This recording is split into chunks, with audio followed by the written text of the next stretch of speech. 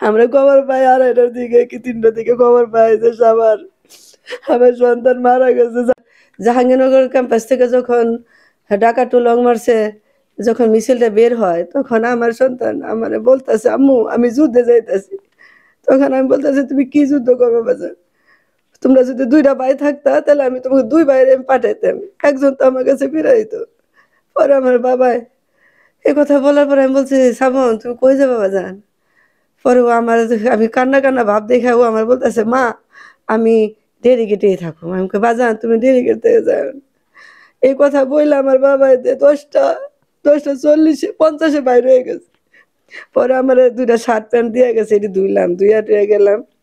আমি নামাজটা পড়ে আমার পোলা ছেলের সাথে আমার লাস্ট কথা হয়। আমি জিজ্ঞেস করছি যে, আব্বু তুমি কোন জায়গায় আছো বাজার? কয় কি, মা আমি গেটে, কিন্তু আমার সন্তান গেটে না, আমার বাবা সাবার দৌড়াইতেছে। কিন্তু আমার ছেলে তো কোনো সন্তান ছিল না, আমার ছেলে তো ভালো মানুষ মিছিল হয়ে গেছে। কিন্তু এখানে পাখির মতো করে কিভাবে মায়ের রাস্তার মতো পালা দিয়েছে, কিন্তু আমরা তো জানি না।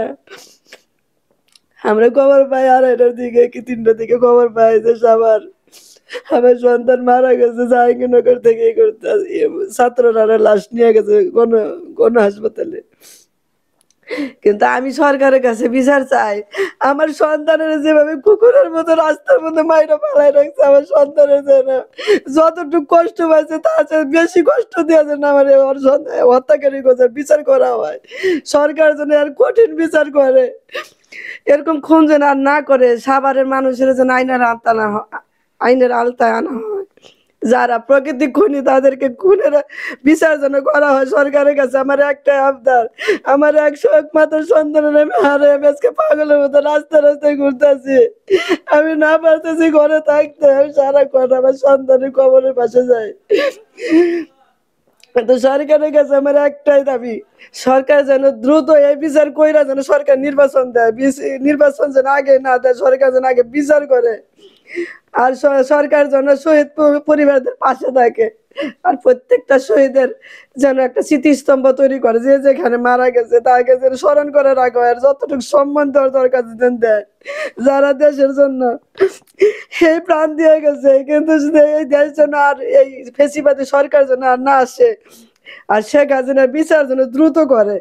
আচ্ছা, শেখ হাসিনা যদি আজকে এই বিচার আন্দোলনের না করতো, এই পুলিশের যদি অর্ডার না দিত, পুলিশকে গুলি করতো। কিন্তু সব দোষ শেখ হাসিনা। আমরা শেখ হাসিনার ফাঁসি যাই। আমার সন্তানের যতটুকু কষ্ট দেয় মারছে, তার চেয়ে বেশি কষ্ট দেওয়া যেন ওরে মারে। ছেলে শহীদ শ্রাবণ গাজী, সে মালয়েশিয়ায় টুঙ্কু আব্দুল রহমান ইউনিভার্সিটিতে সফটওয়্যার ইঞ্জিনিয়ারে লেখাপড়া করতো।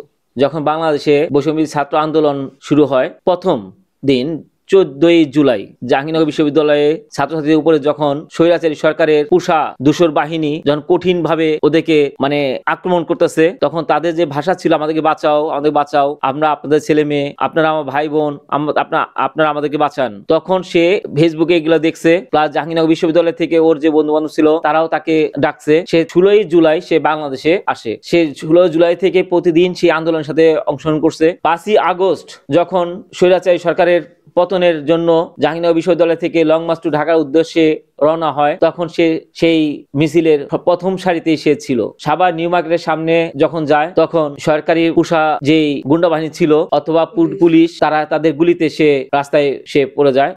সামনে দিয়ে গুলি ঢুকে পিছন দিয়ে বের হয়। আমরা চাই যে এই স্বৈরাচারী সরকারের যে পুষা দূষর বাহিনী ছিল তাদেরকে অতি সত্বর গ্রেপ্তার করে তাদেরকে আইনের আওতায় আনা হোক।